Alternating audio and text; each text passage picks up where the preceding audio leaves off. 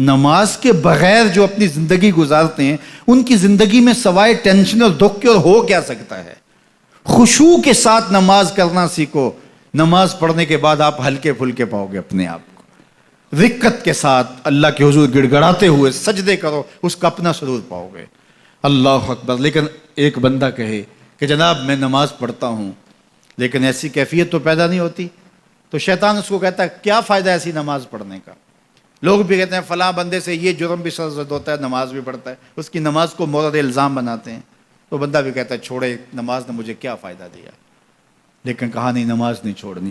پہلے فرمایا نماز میں خشوع کرتے ہیں، یہاں فرمایا نماز کی محافظت کرتے ہیں.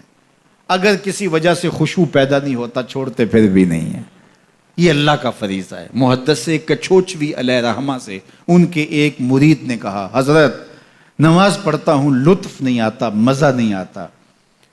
تو آپ نے حیرت سے کہا کہ اس کے باوجود پڑھتے تو ہو؟ کہا جی وہ تو اللہ کا حکم ہے، وہ تو پڑھتا ہوں.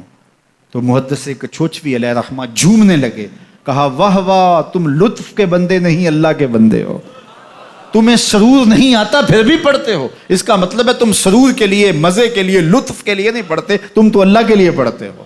اللہ اکبر. تو بندہ سرور نہیں بھی آ رہا پھر بھی اپنے آپ کو کھینچ کے لا رہا ہے مسجد کے اندر. خیال تنگ کر رہے ہیں پھر بھی مصلی پہ اپنے آپ کو کھڑا کر رہا ہے.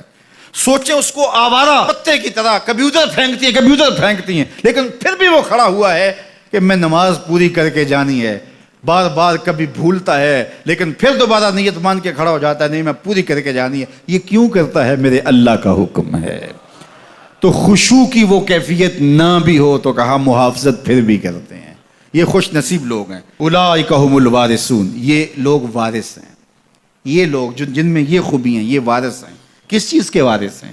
مال کے، دولت کے، کوٹھیوں کے، کاروں کے، محلات کے.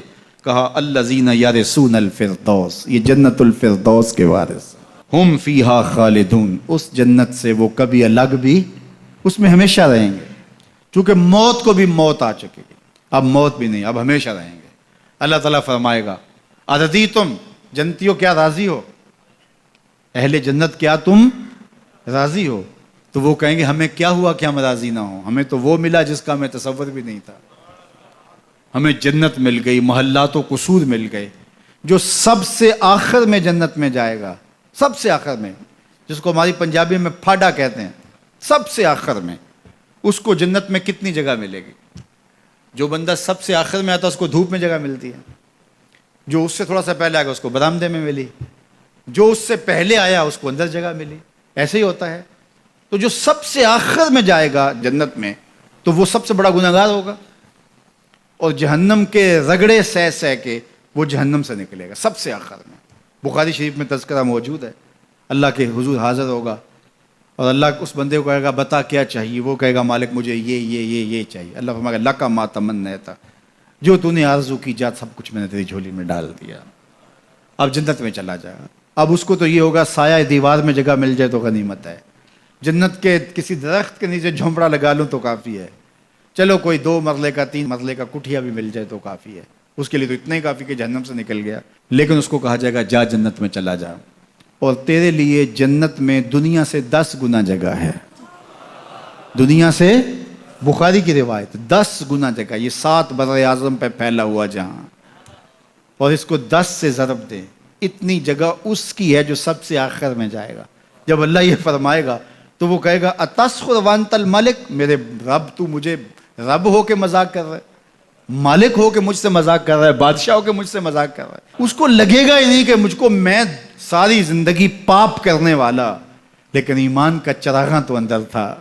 اللہ اکبر. آج نکلے گا تو جنت میں سب سے آخر جانے والے شخص کو کتنی جگہ ملے گی؟ دنیا سے 10 گنا جگہ دنیا سے سب سے آخری شخص کو، پھاٹے شخص کو ملے گی. پھر بلال حبشی کی جاگیروں کا عالم کیا ہوگا؟ ابو بکر و عمر کی جاگیروں کا عالم کیا ہوگا؟ بابا فرید گنج شکر، داتا گنج بخش علی اجویری، شیخ احمد مجدد الفسانی کی جاگیروں کا عالم کیا